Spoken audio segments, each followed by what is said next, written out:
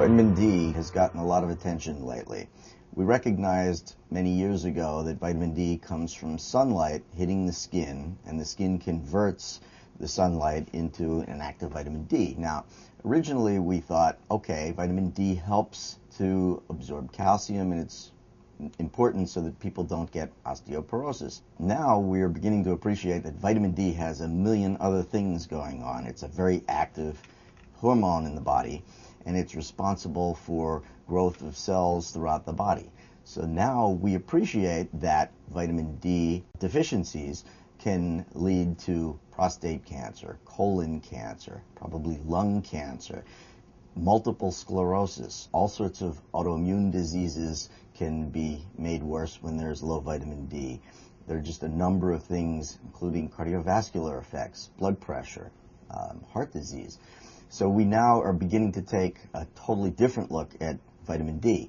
Now, how do we get vitamin D? You get it from food, you get it from sunlight. Well, in food, you're talking milk, you're talking oily fish. You'd need about 20 glasses of milk in order to get 2,000 units of vitamin D a day. If you're in the sun for about 15 minutes without sunblock, you can get about 10,000 units of vitamin D. So it turns out that people really north of the Mason-Dixon line become very vitamin D deficient during the winter months. And in fact, some of the original studies were done in the Boston area where vitamin D levels were established to be 20 as normal. Now we're beginning to think of 50 as normal, and a lot of people are beginning to think that people need about 2,000 units of vitamin D per day, especially during the winter months when we get very little sun exposure. Of course, we try to avoid sun exposure because of skin cancer risk.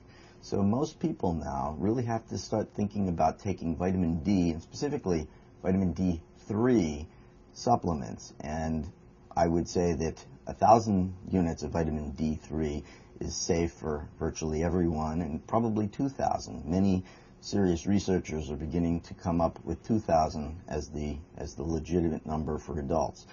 I think that we do have to avoid skin cancer, and we do need to use sunblock. So I don't think we're going to get it from food. I don't think we're going to get it from sun.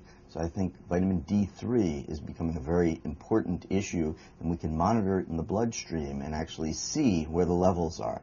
In my practice, I'm finding that almost 90% of all individuals are low in vitamin D when we check their bloods. And in people with dark skin, African Americans, it's even lower because the skin does not convert the sunlight into vitamin D3 easily in dark-skinned individuals. So this is a really critical issue that is starting to gain prominence in the national media, and the sooner the better.